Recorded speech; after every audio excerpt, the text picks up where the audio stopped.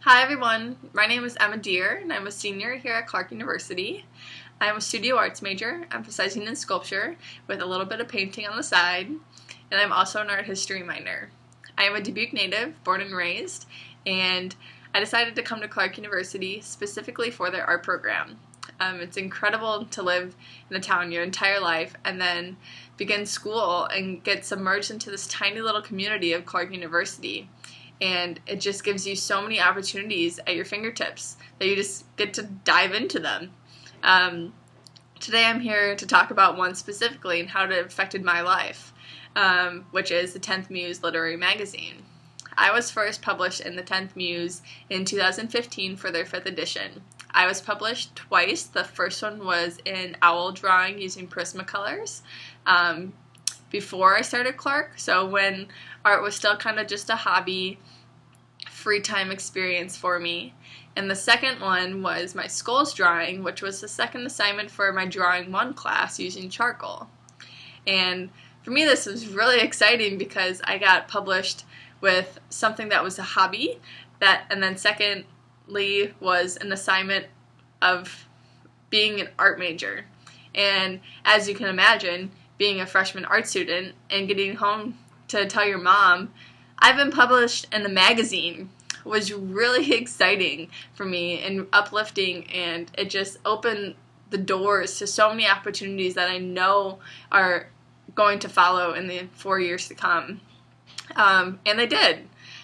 I was also published in the 6th edition of the 10th Muse, which was last year in 2016. In this version, I had my Snail Man, which is a ceramic sculpture, published. And then at this point, it was kind of, the 10th Muse had a type of transition of my artwork, beginning before Clark, and then my first experience at Clark, and then kind of an introduction to what Clark did for me, introducing me to new materials that I've never worked with before. And that's kind of what the 10th Muse did for me too. Now that I'm an advanced student, we start learning about art resumes and how important exhibitions are and submitting your portfolios and so on. And for me, we now have assignments submitting our portfolios to applications and submitting to publications because those are the most important lines on your artist resume. And looking back on my freshman year and just being excited about being in a magazine, it's now to the point where that was the most incredible opportunity for me at that point in my life, because now I can look back on it and already have 2 lines on my resume that so many people don't have that opportunity to. It's another thing about the 10th Muse that I love is that whenever I'm just kind of feeling down or I just need a little pick-me-up or inspiration, I can just go to my bookshelf and read through this book filled with my friends and classmates' amazing and unique and interesting works, and just flip through and read and just enjoy the community within this book. And then flip a page and you get to see your own. It's just really uplifting. And then second thing I want to add is that I'm planning on going to graduate school after I'm finished here at Clark, and as we are learning about our artist resumes and submitting to graduate school, the most important thing for me to prepare myself for is my artist resume and my portfolio. And for me, I have 2 years, hopefully 3 years, of publication in the 10th Muse magazine.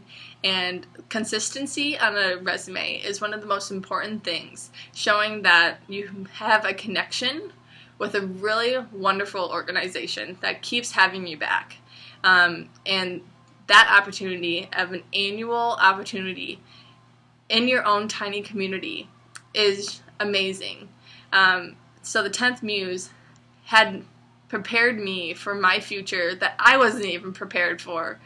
In so many ways, it prepared me talking about my work and writing about my work, expressing what my work is about, before I really even knew what it was about, because it forced me to try to understand why it's important. The 10th Muse got me to write about my work and show a variety of people that I know that I will never meet, but they might know my work, and having your work published with your expression and your words and your views in the hands of a variety of different people, you never know who will open up that book and see your work and present you an opportunity. And that's about it. I'm really looking forward to seeing the 7th edition of the 10th Muse, and I really wish I could have been there today to listen to all the other opportunities that the 10th Muse had for many other people, but I'm glad I got to share my own experience with the 10th Muse with you guys. And the last thing is, submit your work today. Thank you. Bye.